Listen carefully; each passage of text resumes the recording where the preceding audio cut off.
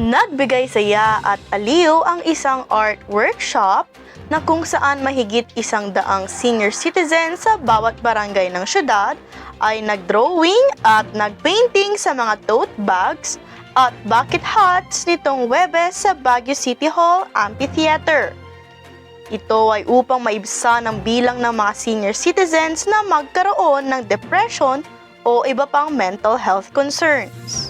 We bring them together in a place para to be with their co-senior citizens, do an activity that possibly na mag-encourage sa kanila, ganon, to become more creative.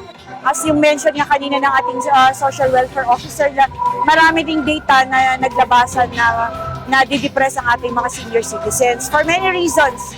Masayang ibinahagi ni Nanay Maribel at Blandina Garcia ang kanilang experience sa nasabing programa. I'm very happy kasi na-meet ko yung mga kasama kong seniors na at saka lalo na nung sumayaw kami.